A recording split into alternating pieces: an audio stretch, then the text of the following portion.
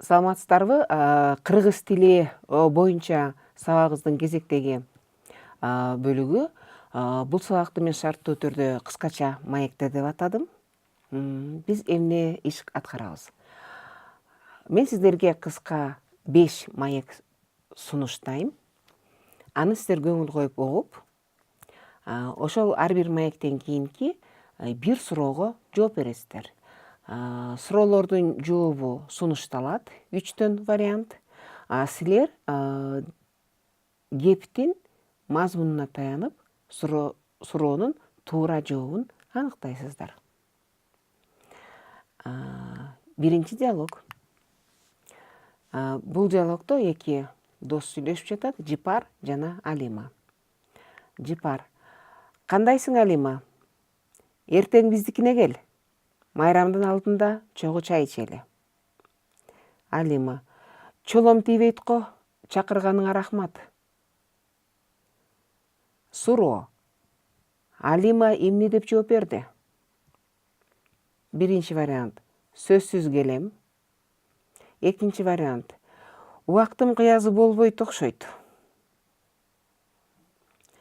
Үчүнчү вариант: силердикине барып эмне кылам?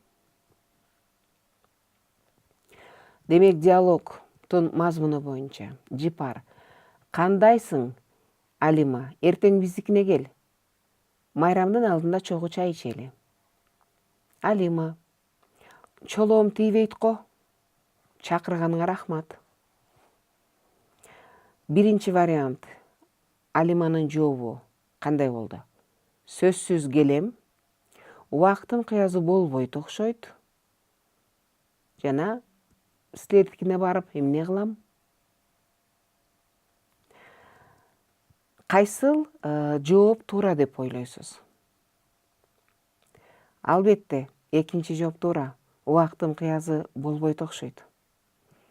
Себеби Алиманын жообундагы чолоом тийбейт го деген сөз чолоом тийбейт. Кыргыз тилинде негизи күнүмдүк турмушта ооз эки кепте колдонуп жүргөн сөз айкаш болуп эсептелет. Чолоом тийбейт демек убактым жок дегенди билдирет. Же болбосо дагы бир башка сөз менен колдонобуз. Колум тийбейт деп айтабыз, чолоом жок деп айтабыз. Демек, Алима убактысы жок, барбайт. Экинчи диалог. Экинчи диалогдо атасы жана баласы сүйлөшүп жатат. Баласы Эркин: ата, эмне болду? Ооруп калыпсызбы? Атасы: жок, жөн эле көзүм илинип кетиптир. Атасы эмне деп жооп берди? Биринчи вариант: чарчадым. Экинчи вариант: уктап калыптырмын. Үчүнчү вариант: эс алдым. Кайсыл жооп туура деп ойлойсуз? Демек, Эркин: ата, эмне болду? Ооруп калыпсызбы? Атасы: жок, жөн эле көзүм илинип кетиптир. Суроо: атасы эмне деп жооп берди? Биринчи: чарчадым. Экинчи: уктап калыптырмын. Үчүнчү: эс алдым. Кайсы жооп туура? Албетте, экинчи жооп туура. Уктап калыптырмын. Себеби кыргыз тилиндеги туруктуу сөз айкашы көзүм илинди,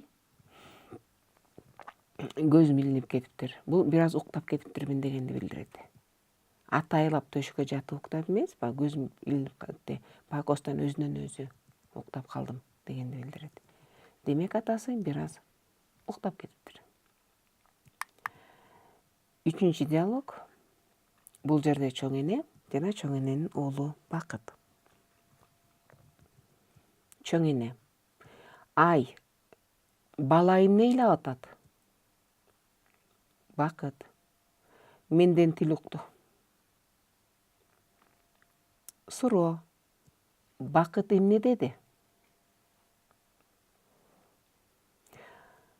Биринчи вариант: мени менен айтышып жатат деди.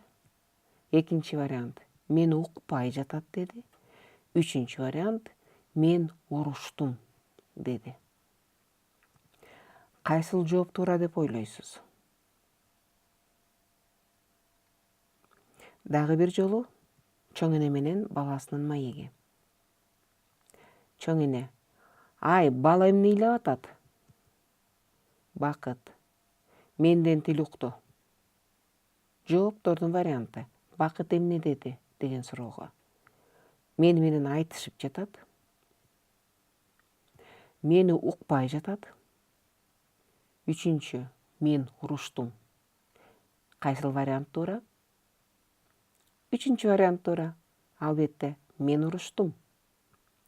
Себеби кыргыз тилинде тил укту деген сөз менден тил укту деген сөз. Демек, мен уруштум дегенди билдирет. А эгерде мен тил уктум деп айтсак, анда ал мени урушту дегенди билдирет.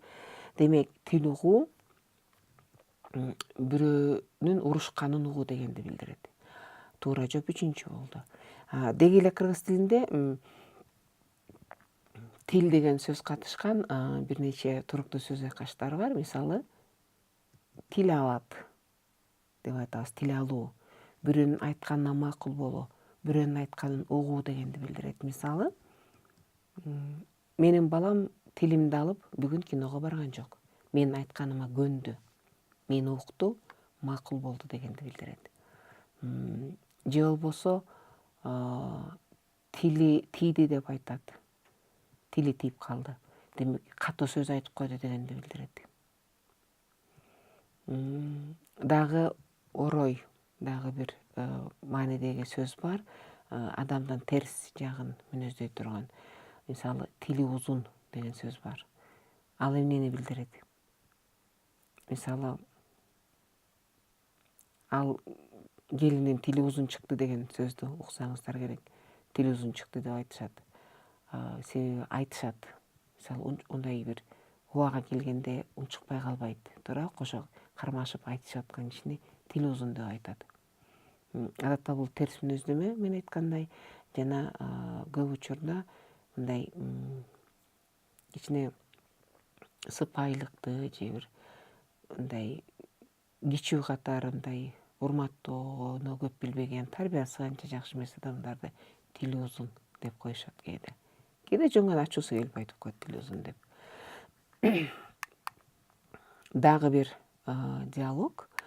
Акыркы диалогубуз бул жерде эжеси жана сиңдиси сүйлөшүп жатат.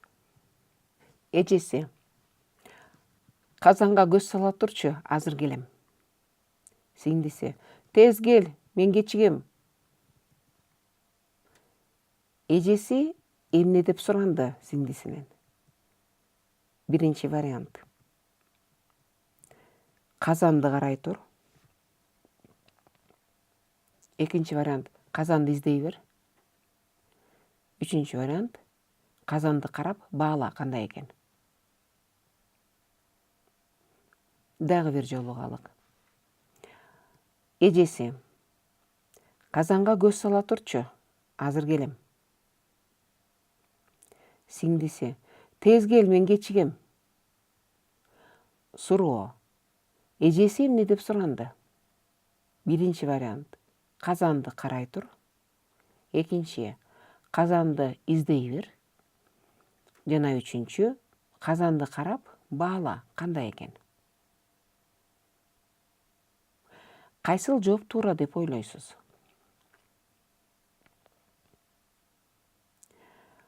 Албетте, биринчи вариант: казанды карай тур. Ташып кетпесин, балким тамак бышып аткандыр, күйүп кетпесин деген мааниде. Башкача айтканда, кыргыз тилинде көз сала тур, көз сал деген сөз бул карап туруп, байкап тур дегенди билдирет. Оозеки кептик мындай жагдайларда көп колдонулат. Мисалы, мен ишке чыктым, кичинекей уулуңчу, азыр мисалы энем көз салып атат дейт, карап турат, болсо туурабы? Анан көз сала тур, мындай убактылуу көбүнчөсү карай тур деген мааниде. Бул сабагыбызда биз кыргыз тилинде кездешүүчү айрым көз, кол, тил деген сөздөр катышкан туруктуу сөз айкаштарынын күнүмдүк турмушта колдонуучу мисалдарын көрдүк.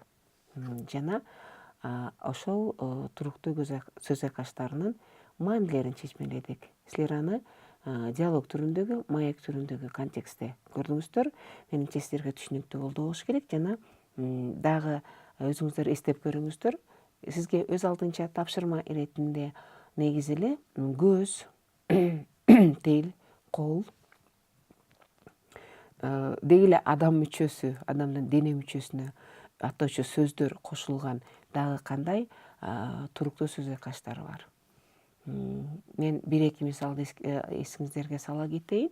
Силер бул түз менен андан ары да улантсаңыздар болот. Биз айттык мисалы, тил албайт, тил алат, тил укту, тили тийди, тили узун деп айттык. Көз сал дедик.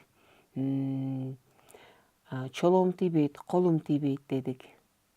Көзүм илинип кетиптир дегенди колдондук. Дагы кандай сөз айкаштар бар? Мисалы, көз деген сөздү алсак, көз тийди деген сөз бар. Көз артат деген сөз бар.